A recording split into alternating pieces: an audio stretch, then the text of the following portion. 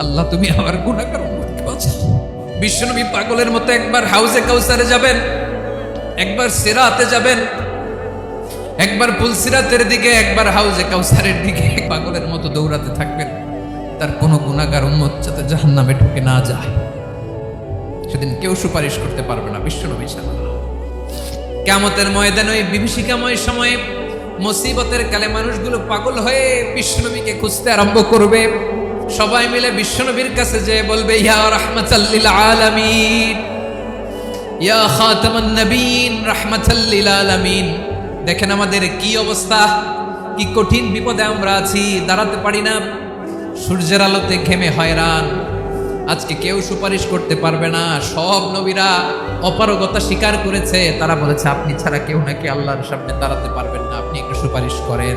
বিশ্বনবী বলবেন, আসো আসো, আজকের দিনে আমি ছাড়া আল্লাহর সামনে কেউ দাঁড়াতে পারবে না। বিশ্বনবী মাকামে মাহমুদে যে আল্লাহু আকবার বলে সিজদায় লুটিয়ে পড়বেন,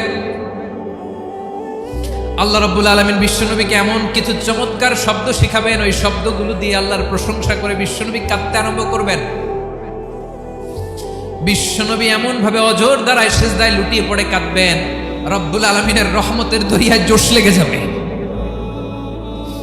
রব্বুল আলামিন এই দৃশ্য থেকে সহ্য করতে পারবেন না। রব্বুল আলামিন বলবেন, ইয়া মুহাম্মদ ইরফা রাসাক, ও নবী আপনি মাথা তোলেন, মাথা তোলেন, আপনার কান্না আমি সহ্য করতে পারি না। নবী আপনি মাথা তোলেন, সাল তুতা, আজকে আপনি যা চাবেন তাই দেব। নবী আপনি সিজদা থেকে মাথা তুলেন, সাল তুতা, যা চাবেন তাই দেব। ওয়াশফা তুশাফা, যার জন্য সুপারিশ করবেন তার সুপারিশ কবুল করে নেব। বিশ্বনবী এবার মাথা তুলবেন। যে বিভীষিকাময় সময়ে প্রত্যেক নবী বলেছেন আমি পারবো না, প্রত্যেক নবী বলেছেন নাফসি নাফসি, আমার কি হবে আমি জানি না, আল্লাহ আমারে বাঁচাও। প্রতিটি নবী বলবে নাফসি নাফসি, আল্লাহ তুমি আমারে বাঁচাও, আমারে বাঁচাও। বিশ্বনবী মাথা তুলবেন, তুলে বলবেন রব্বি হাবলি উম্মতি, আল্লাহ তুমি আমার গুনাহগার উম্মতকে বাঁচাও। এই দুনিয়ার বুকে রব্বুল আলামিন সব নবীকে একটা করে দাওয়া মুস্তাজাবা দিয়েছেন, মানে যে দোয়া করলে কবুল হয়ে যায় সাথে সাথেই। দাও বিহা, দুনিয়ার সব নবীরা ওই দোয়াটা দুনিয়ায় করে ফেলেছে।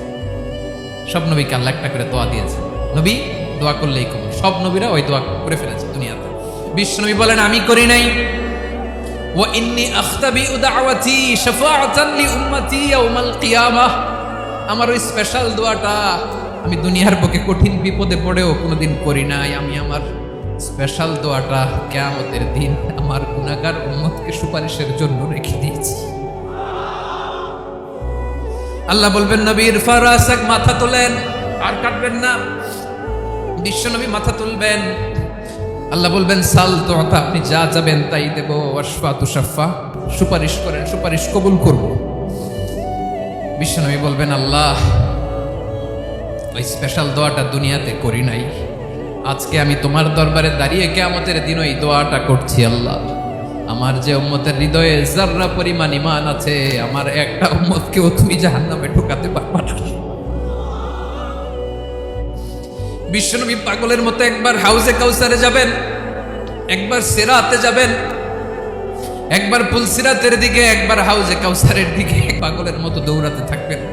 তার কোনো গুনাহগার উম্মত যাতে জাহান্নামে ঢুকে না যায়, সেদিন কেউ সুপারিশ করতে পারবে না বিশ্বনবী ছাড়া। এজন্য 5 নম্বর আল্লাহ বললেন মান যাল্লাযী ইয়াশফাউ ইনদাহু ইল্লা বিইযনিহি, কার সাহস আছে, কার এত বড় বুকের পাটা কিয়ামতের কঠিন দিন আল্লাহর সামনে দাঁড়িয়ে সুপারিশ করবে? কারো ক্ষমতা নেই, কারো ক্ষমতা নাই। বিশ্বনবী সেদিন সিজদায় পড়ে উম্মতের জন্য কাঁদবেন, সবাই কাঁদবে নাফসি নাফসি, আল্লাহ আমারে বাঁচাও, আল্লাহ আমারে বাঁচাও। বিশ্বনবী বলবেন উম্মতি উম্মতি, বিশ্বনবী আমার জন্য কাঁদবেন, আপনার জন্য কাঁদবেন, আমাদের জন্য সেদিন কেঁদে কেঁদে জাহান্নামের দরজায় দাঁড়িয়ে আমাদেরকে টেনে টেনে জান্নাতে ঢুকাবেন। এজন্য এই বিশ্বনবীর ভালোবাসা যেন আমাদের হৃদয়ে ভরপুর থাকে। আমার ভাইয়েরা, প্রতি শুক্রবার বিশ্বনবীর উপরে বেশি বেশি যেন আমরা দুরূদ পড়ি। আমরা যখন বিশ্বনবীর সালাম দেই, দুরূদ পড়ি, একদল স্পেশাল ফেরেশতা আছে যারা বিশ্বনবীর দুরূদটা নিয়ে সরাসরি বিশ্বনবীর রওজায় যায়, যে বলে অমুকের বেটা অমুক আপনারে সালাম দিয়েছে। বিশ্বনবী নিজ কবরের থেকে নিজেই সালামের উত্তর দেয়। বিশ্বনবীর ভালোবাসা যেন আমাদের হৃদয়ে থাকে, বিশ্বনবীর সুন্নাহ দিয়ে যেন আমাদের জীবনটাকে সাজাই। পারা যাবে ইনশাআল্লাহ। বিশ্বনবীর ভালোবাসা ছাড়া কেউ জান্নাতে ঢুকতে পারবে